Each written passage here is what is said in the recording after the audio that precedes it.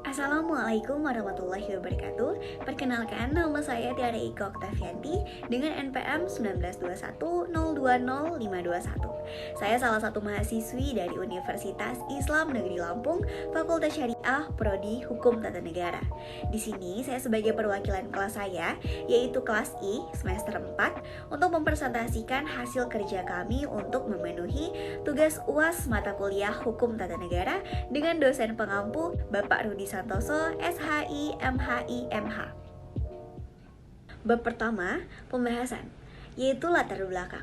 Pada dasarnya, hukum tidak dapat dipisahkan dari kehidupan manusia, karena pada saat kelahirannya, manusia telah bergaul dengan manusia lainnya yang disebut dengan masyarakat. Manusia juga mempunyai kecenderungan untuk hidup berkelompok atau zoom politikum.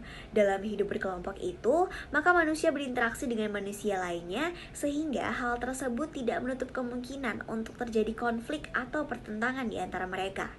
Dengan konflik atau pertentangan tersebut, maka akan terjadi perang semua orang melawan semua orang yang berebut dan mempertahankan hak yang dimilikinya. Dengan itu, hukum mempunyai peran yang sentral untuk menciptakan dan memberikan keadaan di mana masyarakat merasa terlindungi.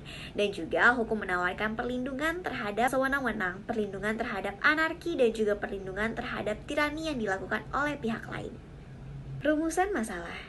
Dari latar belakang tersebut, maka masalah yang akan dibahas pada pembahasan kali ini dapat dirumuskan. Yang pertama, apa pengertian Pancasila? Yang kedua, apa pengertian pembangunan hukum nasional? 3.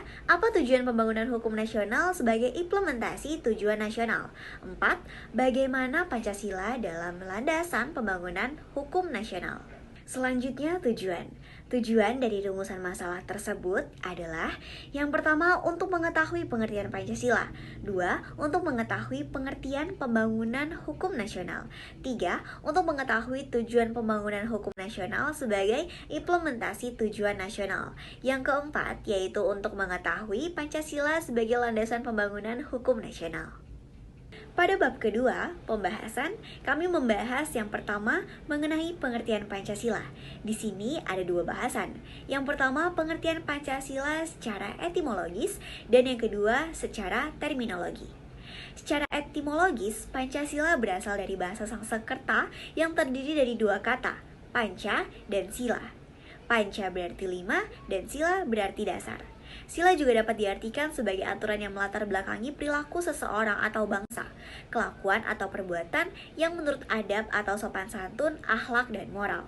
Secara terminologi, Pancasila dapat diartikan sebagai 5 dasar prinsip dasar negara. Pembangunan hukum nasional. Pembangunan hukum merupakan upaya membentuk hukum baru guna memperbaharui hukum lama yang sudah tidak relevan. Pembangunan hukum nasional juga merupakan proses membangun suatu tata hukum beserta perangkatnya. Pembangunan hukum nasional juga harus mampu mengganti semua produk hukum kolonial Belanda diganti dengan produk hukum sendiri. Dan pembangunan sistem hukum nasional masih terus berproses dalam menemukan wujud sosok jati dirinya.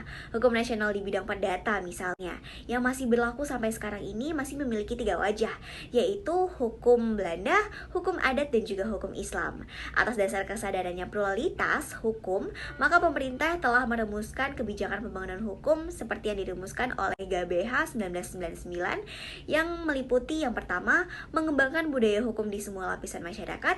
Yang kedua, menata sistem hukum nasional yang menyeluruh. Tujuan pembangunan hukum nasional sebagai implementasi tujuan nasional. Hukum nasional merupakan kesatuan hukum yang dibangun untuk mencapai tujuan negara yang bersumber dari konstitusi negara dan falsafah Pancasila. Sebab itu, dari konstitusi dan falsafah Pancasila terkandung tujuan nasional negara.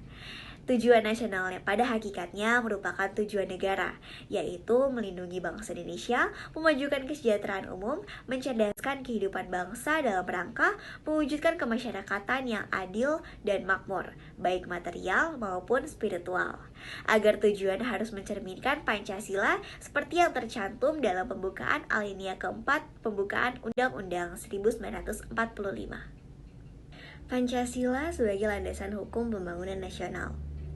Dalam melakukan pembangunan hukum, diperlukan satu pedoman agar pembangunan hukum tersebut dapat mendukung tercapainya tujuan nasional.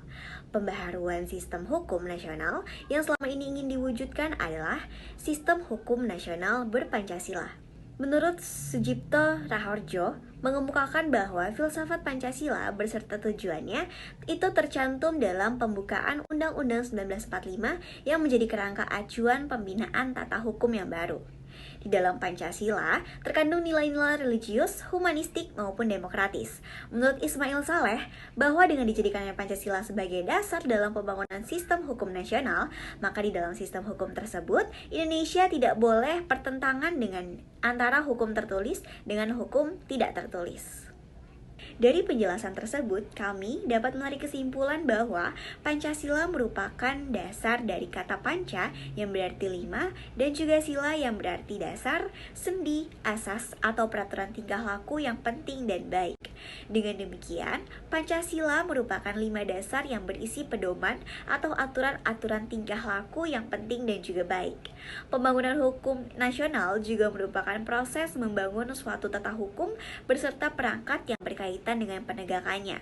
Selain itu, tujuan pembangunan nasional hukum juga sebagai implementasi dengan tujuan nasional yang merupakan tujuan negara dalam melindungi bangsa Indonesia, memajukan kesejahteraan umum, mencerdaskan kehidupan bangsa dalam rangka mewujudkan kemasyarakatan yang adil dan makmur, baik material maupun spiritual. Demikianlah hal-hal yang bisa saya sampaikan. Semoga dapat bermanfaat untuk kalian semua. Lebih kurangnya saya mohon maaf, dan kepada Allah saya mohon ampun. Semoga dengan ini bisa memenuhi tugas kami untuk tugas UAS mata kuliah Hukum Tata Negara. Sekian dari saya. Wassalamualaikum warahmatullahi wabarakatuh.